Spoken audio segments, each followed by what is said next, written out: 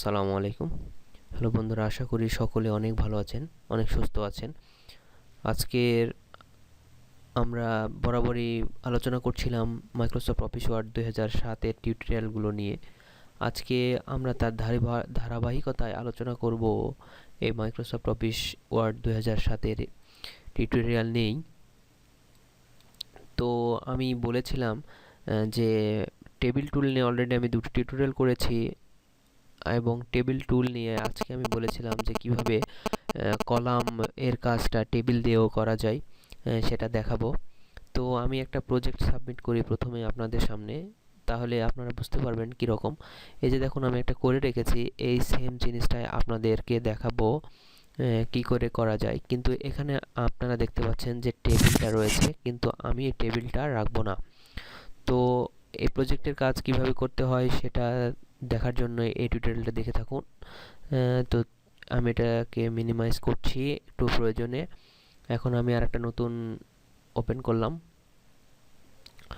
এখন আমি এখানে আপনাদেরকে আগে যেটা দেখালাম সেম জিনিসটা তৈরি করব, কিন্তু এটাতে কোনো বর্ডার থাকবে না, শুধুমাত্র কলাম থাকবে। তো লেটস গো। প্রথমেই আমাকে আপনি যে কয়েকটা কলাম করবেন আপনি সেই কয়েকটা নেবেন। তো আমি আগের প্রজেক্টটা আপনাদের সামনে দেখাই। এখানে আমি একটা, দুইটা, তিনটা নিয়েছি।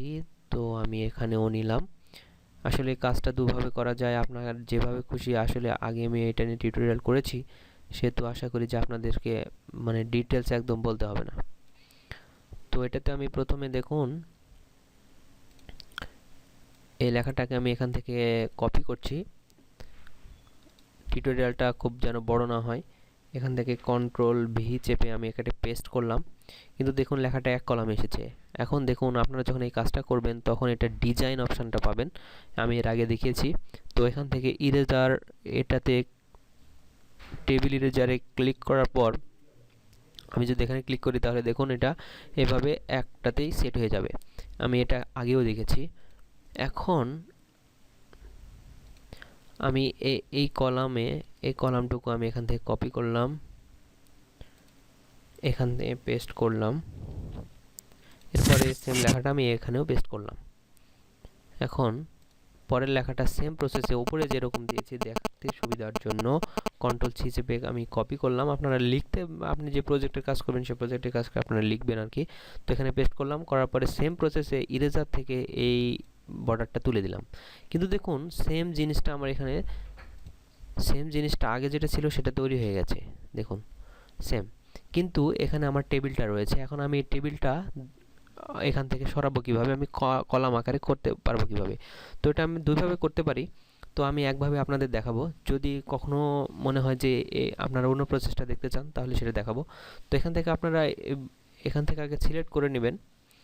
সিলেক্ট করার পর এখানে বর্ডার যে অপশান আছে এখানে ক্লিক করবেন, করার পরে দেখবেন যে নো বর্ডার অপশান আছে, এখানে ক্লিক করবেন।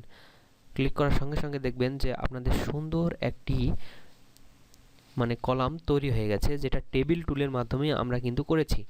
কিন্তু এটা করার পর আপনারা টেবিল টুলের থেকেই এটা সুন্দরভাবে করতে পারবেন। এরপরে এই প্রজেক্টটা আপনারা সেভ করবেন। এ কারণে আপনারা সেভ অ্যাজ অথবা আমি সেভ অ্যাসে যাচ্ছি। সেভ অ্যাসে যাওয়ার পরে এখানে আপনারা যেটা খুশি, আমি ডেস্কটপে এটা রাখবো। ফাইল নেম আপনারা যেটা খুশি সেটা দিতে পারেন। আমি 3টা দিলাম, দিয়ে সেভ করলাম।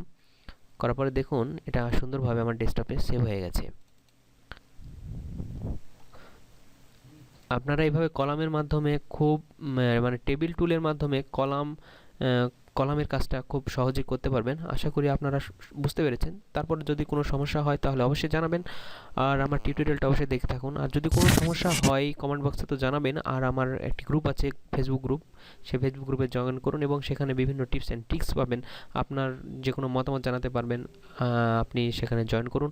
আর অবশ্যই এই ভিডিও যদি ভালো লেগে থাকে একটা লাইক দিন, কমেন্ট করে জানান কেমন লাগলো। আর অবশ্যই অবশ্যই আমার চ্যানেলে সাবস্ক্রাইব করুন। সকলে সুস্থতা কামনা করে আজকে শেষ করছি। আসসালামু আলাইকুম।